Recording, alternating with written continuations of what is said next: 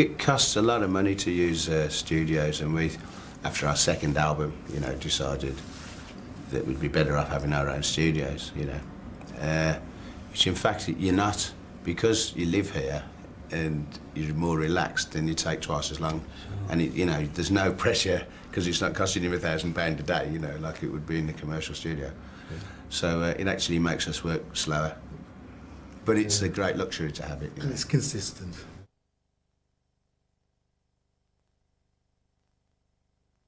We've jammed and made albums, but we don't do it like that anymore. I wish we did. So do I. Yeah, mate.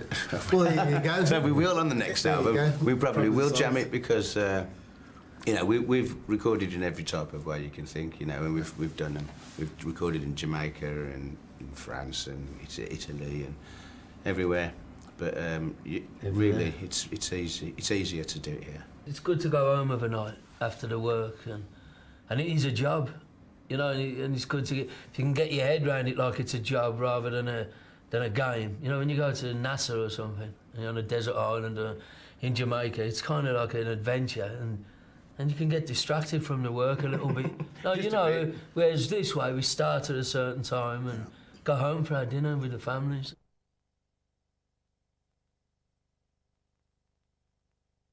I've recorded in Jamaica over, I don't know, 15 years or something, and I'm more productive there than anywhere else, just because it's the home of reggae, you know. Well, it's our kind of music, put me in you know, Tuscany or south of France, and I'm not so productive. You look for distractions. Yeah, in Jamaica, it's You get wonderful. inspired all the time, you know. And the truth is, it's never quiet in Jamaica. You know, there's always music on. It's a bass line rumbling somewhere Always, at all times. And up where we lived on the north coast, Rockabessa and Ocho Rios, all around there, there's just so many sound systems, isn't there? And Yeah, it's constant. it's constant, yeah. 24/7.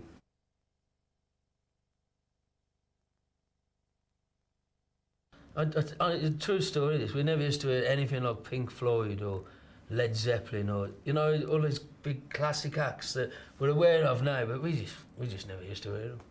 Didn't know anything about them and didn't know their songs. Or somebody said to us once, that song you've got's the same as a Van Morrison song. We said, who's he? We really, you know, just genuinely didn't have a clue. And we love music, you know.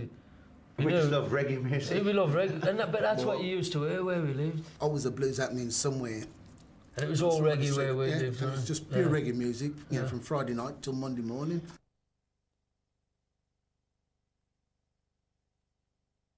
The Labour of Love albums that we did were all what we considered to be #1 reggae classics. Yeah, we thought everybody knew them. But nobody knew them, you know, and that's why it was a good idea to record them, because to us, who were in a very small minority in Birmingham, listening to reggae music, you know, they were big, massive classics, whereas... And they were in small little pockets around the country at the same time. Sure, you know, yeah. like The same kind of neighbourhood. Liverpool, around certain parts of Manchester. like North London. You know, it was the same Leeds, you know, it was the same, but like, you know, you go out of those little pockets and like, you know, it's just totally alien to everything that anybody's ever heard.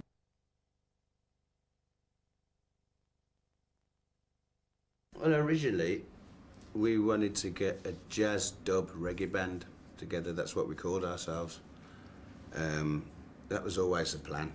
And we didn't play any instruments, so we learned to play reggae. You know, we learned by listening to records and learn how to play. We can't play any other type of music, you know. Brian can play saxophone, but he's the only one who actually reads music out of the whole band. We desperately wanted to start a band, but we just couldn't have done it, the punk thing. It was just so bad, you know. And even though the ethos was really cool and that we were going to start a band whether the punk thing existed or not, or whether the two-tone thing ever came about, you know. That happened at the same time we were doing it. We were always going to be a band, but we were going to be a band in the tradition of musicians, you know, where you learn to play. And where we'd start work, so we'd start work at 9 o'clock every morning. When we weren't we were on the dole and that, but if you had to be there at 9 o'clock, and if you weren't, it was murder, you know. You didn't take it serious, and so fuck off, basically, you know what I mean? If you're not going to do it, don't bother doing it. But if you want to do it, And the guys that didn't became our road crew.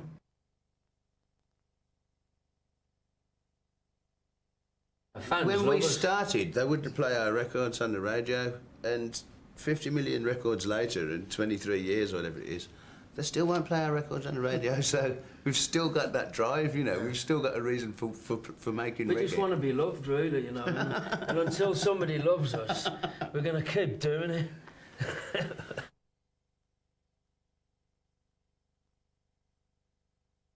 For the amount of people who love reggae music and for the influence it's had on contemporary music, it's absurd that it doesn't get the airplay that it should. And people just don't cite the influence that reggae music and dub music has had on contemporary music, you know, on house music and techno and just everything, man. It's just it all comes back to one point, you know. It all comes back to the art of production. I mean, if you look now, there's not many bands really. There's a lot of music makers. And I'm not decrying it because music, however it comes together, is great, you know. But there's not a lot of bands and there's not a lot of musicians who work hard at learning to play that phrase in the best way they can in every note. It's all about production and the tools that, you know, the production tools are there to create great records. That, you know, it all goes back to playing music, you know.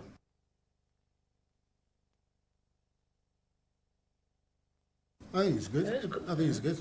Yeah, he's kicking. We were hoping to get him on one of the songs on the new album, but we can't get hold of him. We've been trying for 6 months to get hold of Sean Paul and pin him down to do. We wanted him to do a version of Young Guns from the new album, Homegrown. But We've got a lot of mates in Jamaica, you know, all the time we spent there, and a lot of them, like, you know, like Beanie Man and Vegas and all them guys. They did tunes with us when they were before they cracked it, you know, and we'd make albums when we were out there and get all the DJs working them. So it's very gratifying to see them have some success, especially as them being Jamaicans, you know, and it's so very difficult for them to get a break. Sean Paul is at least sticking to reggae. You know, he's a reggae artist. You know, and that's what he's doing. Yeah. It's not you know a Crossover. softened down or a crossover type thing. It's for real.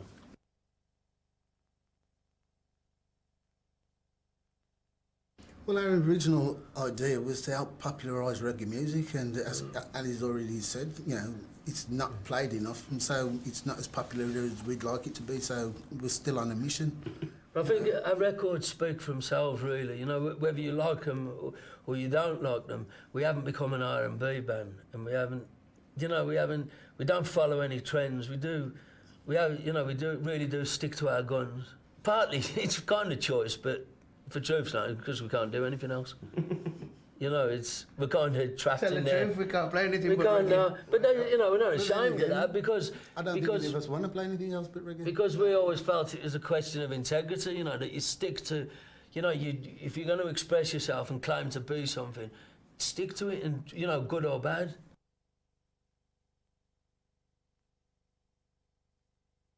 That's what we smoke. I don't smoke. That's what I smoke. That's what he smokes. Homegrown is what I smoke. Yeah. Yes, of course, it's about us coming from Birmingham and you know, making our own thing, but still being here and all that. You know, we are homegrown, aren't we?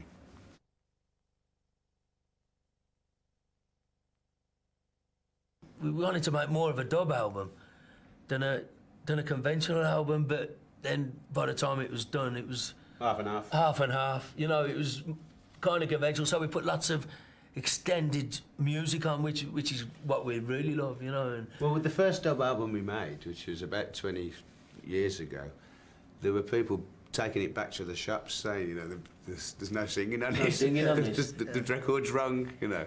So you have to be careful, you know, especially when you sell your major That's records true, that we isn't do. it? Yeah, That's you've got to be actually careful true. what you're giving people, because if they're not, I mean, that was 20 years ago, Yeah. and not many people knew what dub was, you know.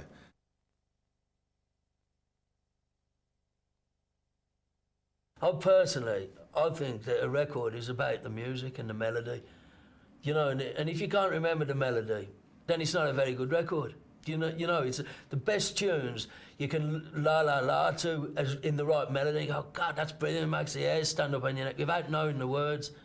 So that's what we try to do. Make really great. And he writes all the melodies, and he writes beautiful melodies. A lot more with the drum and bass pattern and things than you can with lyrics anyway. You know, Sure, in yeah. reggae there's a family, a fraternity, you know, around the world, and everybody relates to, you know, drums and bass the way it comes from reggae, you know, and so I think it's like, you know, it's not that important. No, I agree. What the lyrics are. But if you've got to have words, it's where the music's coming then you've from. got to have a degree of, you know, of pride about what you're doing. You know, you've got to mean what you're saying. And we're all guys, we're all in our 40s now, and we can talk about personal things, and personal things are political when you're our age. You know, we're not dreamy 16-year-olds talking about holding hands. Do you know what I mean? But we can talk about holding hands, and it can be quite political and quite poignant, you know. And, do you know what I'm saying? Because of our age, we're not trying to be anything we're not.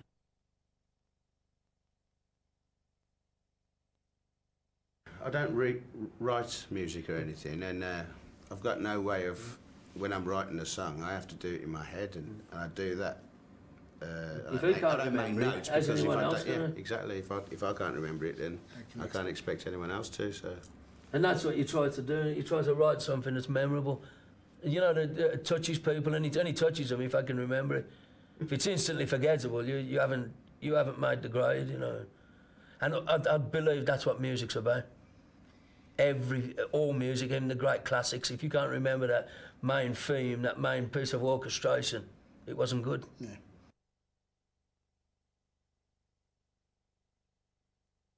I'm given backing tracks that the band have put together, and I'll have lyrics in front of me, and I'll listen to the music until I find a piece that kind of goes with the mitre of the lyric, you know, and then I'll just plonk it on and hope for the best.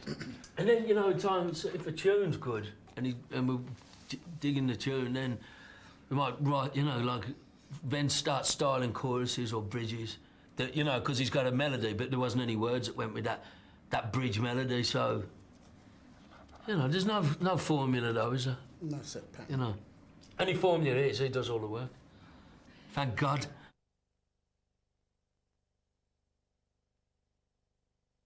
Some you can do in hours, you know, so you get inspired and you go, oh, wicked, you know, and you go in, you do that. Yeah. But then what happens with us is, if anyone has an idea, it always has to then go through the Politburo, right, the 8 members of the band. Yeah. So any one idea you have always becomes a compromise anyway, and I think that's what UB40 is. It's 8 people compromising with each other, and that's what you get in the end, is that's what UB40 is, 8 compromising people.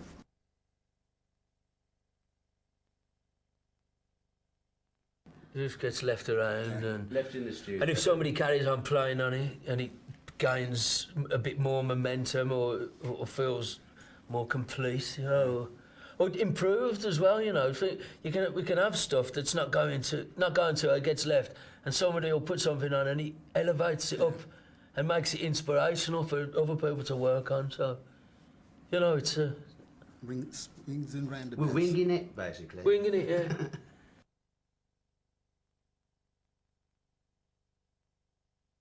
It's, I don't know, it reminds me of Beanie Man. Yeah, but it does sum up Earl, because that's where Earl's at, you know, with his house. Yeah, he's very left field. Yeah. He's well into his dance music, and he makes lots of drum and bass stuff, doesn't he? And, you know, more experimental than, say, we are as a band. Yeah. Individually, we all like to experiment with stuff, but as a band, we're kind of very traditional, I suppose.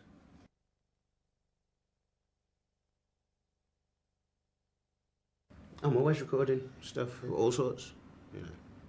I'm doing some stuff at the moment upstairs. I write instrumental stuff for films and things, you know. Gives me a chance to do things that aren't reggae. And then go back to doing UB40 music, you know, I think that's quite interesting when, you know, if I'm doing stuff outside of the band. Yeah. And then I come back into the band, it's totally different stuff.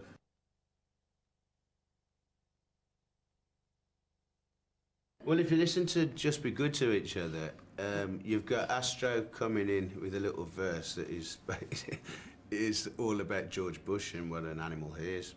So that's a very interesting little song. It's like 2 songs in one. Well, I think it's really blatant.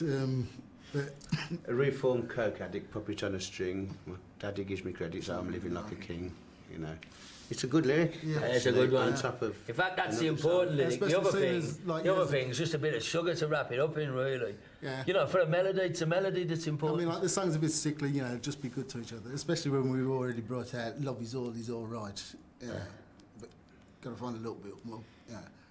Well, it's Just Be Good to Each Other. Then you've got What's Really Happening.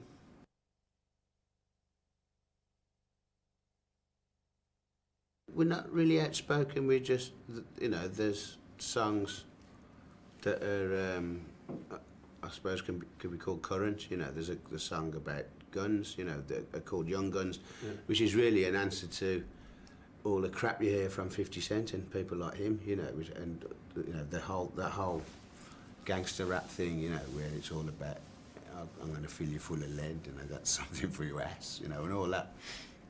You know, so Young Guns is an answer to that, you know, saying Young Guns never grow old, you know, hold it down. Hey, hot shot, you're a one-man band. The Don on the block with the Glock in your hand.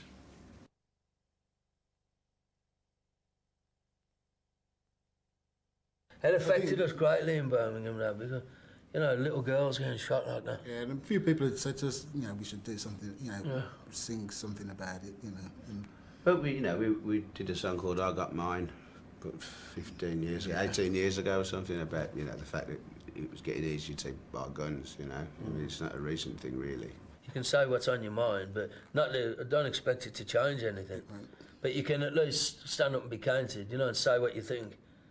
And, you know, and we're not trying to attach any sloganeering to it, because that would be misread then. Like we're trying to cash in on somebody's grief, so, you know, we didn't title the album Young Guns. This is dedicated to the little girls that got shot in Aston. You know, because it just diffuses and turns it into a commercial. You know, it's monstrous, really. You know, to use grief as a selling point. yeah, But it's, you know, we are getting off a wall and, you know, and getting behind an attitude. And it isn't cool, you know. And there's so many artists, musicians. It's because they're all kids, so that's the problem. They're just young kids, haven't grown their hearts properly yet, and they were glamorising the gun effects, and it's their fear, see. They're so frightened that they think a gun's going to stop them being frightened. You know, it's terrible, really.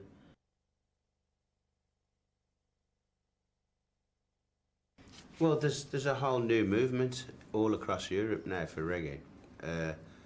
Young white dreads, basically, who are 16 years old, you know. Very young kids. Germany, what's it like?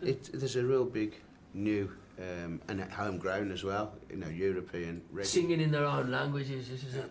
You know, a couple of years ago, we had an album called Cover Up Out, and the title track, Cover Up, was for the United Nations asked us to do a song for their AIDS awareness campaign. So we wrote a song, and then we thought, well, we'll see if we can get foreign artists, reggae artists, to do a version of a song with us, but in their language, rather, because everybody always says, can we do a French version or Spanish or Japanese even, you know, and it never comes off right. It's like if you hear Pavarotti, you want to hear him sing in Italian, don't you? You don't hear him singing in English. So we start looking for artists there's plenty of foreign artists who sing in English, but then we realise there's all those German kids, Bantu and Gentlemen, singing in German. Mickey Dozan in Japan singing reggae, but in Japanese. Ringo Madlingoza, not so much reggae, but kind of reggae influence. You know, a South African black guy, you know, and he's singing in his language. Nilo, the Cuban record. Nilo, a Cuban kid, you know, living in Germany, but singing in Spanish and reggae. So we did that, and it's that's encouraging, I think, for reggae music, that people are rediscovering it, but not trying to emulate, not singing with silly Jamaican accents, but singing in their own tongue, you know.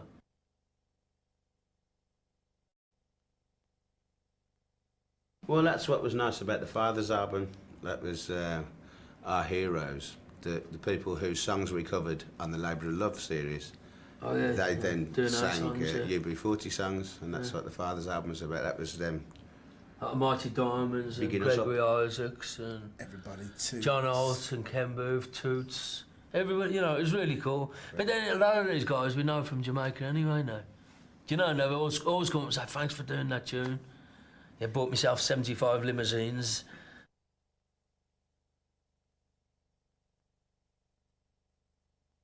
Well, Sean Paul's done a version of Red yeah. Wine. Somebody called me up and said it's licking, bitching, kicking, or something like that. It was the other one. Food for Thought, there's a version Yeah, of. What's that? The Stylish Junkies, they're actually a Birmingham outfit. I didn't know that.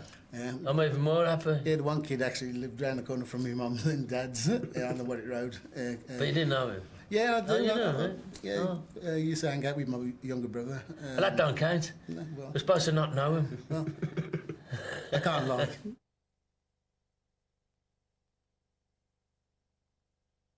It's the year of the three, right? 83 we had a #1 with Red Wine. 93 we had a #1 with Can't Help Falling in Love. And 2003 we'll have a #1 with Swing Low Sweet Chariot. No. Yeah. It's the Was year it of the three. 83, 93? Yeah.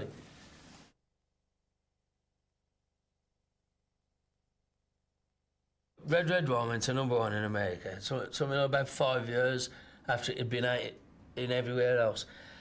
And the guy, this radio station in Phoenix, Arizona, the guy was programming the station, and it was a very influential program. You know, that many radio stations copied his formatting, and he didn't like the Ziggy Marley tune that he was given for his reggae tune, so he put Red Wine in, and all the stations copied his programming, and it went to #1.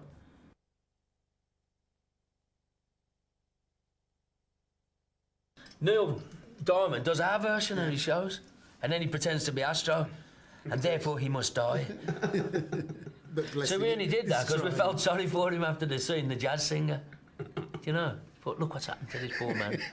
We didn't know that was Neil Diamond No, at the no, time. no, It just, it's it's like all of the covers, you know, they were, most of the reggae covers, most of the reggae classics were covers of American songs, Yeah. you know, but we only knew them as reggae songs. Tony Tribes was a version, you know. Yeah.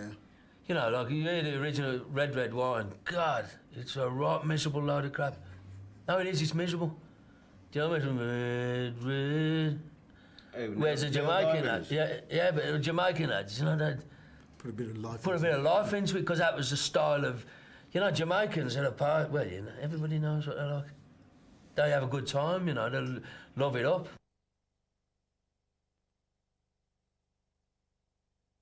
Whatever technology is available, we use it. We love it, yeah. Well, it's Oh, no. Proteus 2000, basically. It was Earl and Jimmy, you know, kind of got into that on this album, which gives it a certain sound, you know, We've got good sounds in there. electronic sound.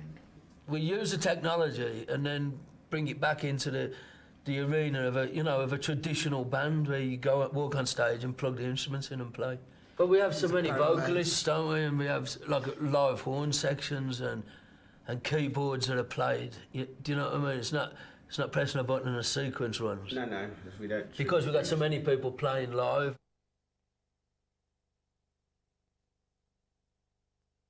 Well, you know, when you play live, you bring the records to life. You know, you turn it. It's only half the job making a record, and I think a lot of people miss the point. You know, they make records and say, "Oh, I don't like going on the road." I think they're missing a really wonderful element of being a musician. You know, and it can be very nerve-wracking and make your knees knock together when you're that's little. good, though. But, yeah, that's yeah, but adrenaline. then it's a wonderful thing to express yourself and nail them tunes Well, down. it makes you realise whether or not the tunes that you've been working on in the studio are any good. Yeah, you can work on it so many hours and think it's the best thing since sliced bread. But if you play it to an audience and like you can watch them going off to the toilet, and it doesn't touch yeah, them. Yeah. then you know you've missed the mark.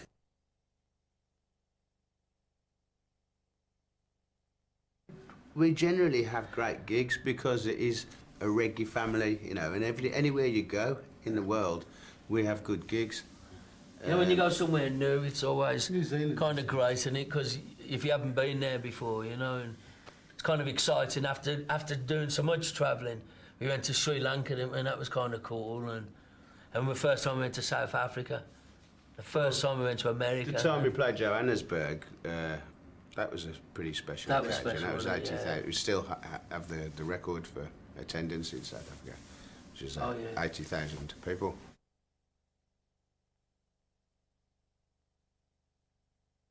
There's more tension there now, but you know, when we first played there in Johannesburg, it was after the cultural boycott had been lifted and everything, you know, and we were singing "Sing Our Own Song," which was a song that we'd written for South Africa. So it was very moving. There was a great optimism at that time, you know, and amongst everybody. And I think 5 years on, there's a, you know, it's still good, but I think people are more realistic about what it actually meant. And okay, now get back on with life and just do the right thing, you know. And that's not always easy for people.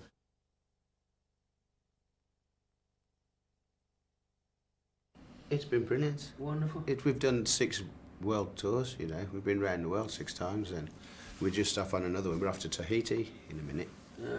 And New Caledonia. From our first single, you know, it was number 4, and so we've been touring since then, and it's what we do. It's amazing that we've been able to take our entire social circle around with us. Yeah. I mean, like, you know, as we said earlier, our road crew are our mates who didn't want to be in a band, you know what I mean? And yeah, plus being able to bring all the wives, kids, you know, babysitters, whatever, you know what I mean? Yeah, fabulous. Yeah.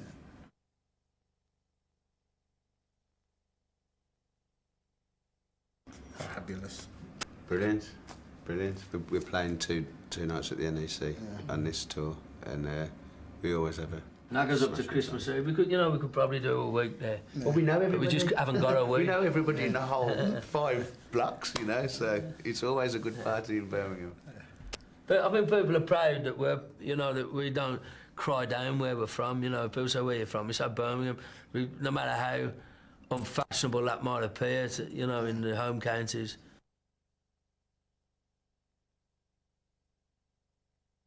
It's something we can't escape, isn't it? You know, our Birminghamness, our Englishness, and even though all of most of our families are not English. My family's Irish. He's a West Indian. He's a Scots. You know, who all came to Birmingham during the 50s because it was a devastated city after the war. You know, and an industrial. So there was jobs for everybody who couldn't get a job where they lived, but because we all went to school with each other and grew up here, and our families here, it's something we can't escape. Yeah.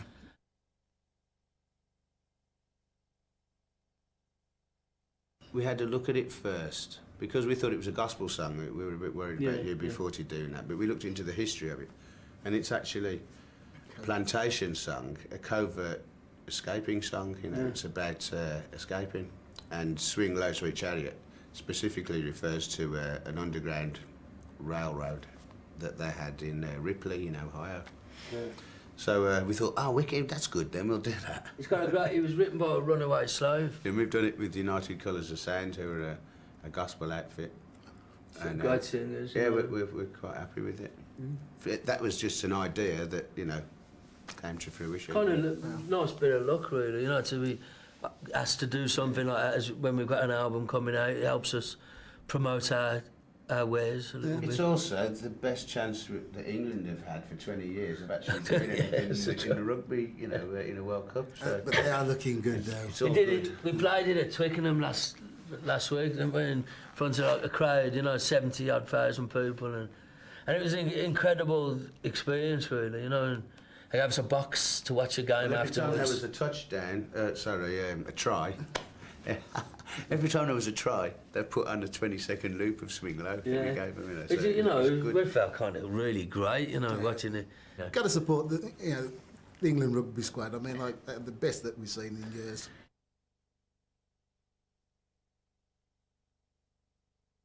Do we want to be relevant to young people? We just want to be relevant to people, you know, people our own age we want to be relevant to, you know.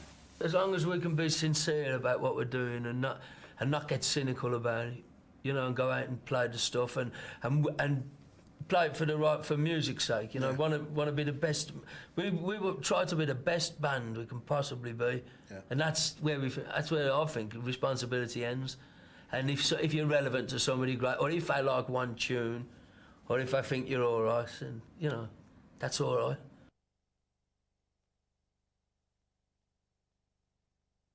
It's the profession that we chose. It's not like, you know, we've had enough of this, I want to become a plasterer or a And you know, decorator. you can't do it if people don't want to see you over. So, you know, it wouldn't be our choice to stop. But, No, you I know. mean, obviously, I mean, we'll continue to do this as long as the public go out and buy the records.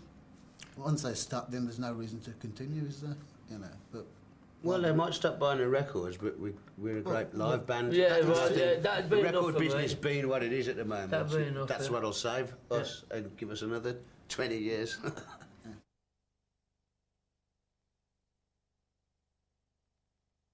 Hi, we're UB40. My name's Brian Travers. I'm Astro, And I'm Ali Campbell. and we'll be playing somewhere near you soon on tour. Promoting our new album, Homegrown.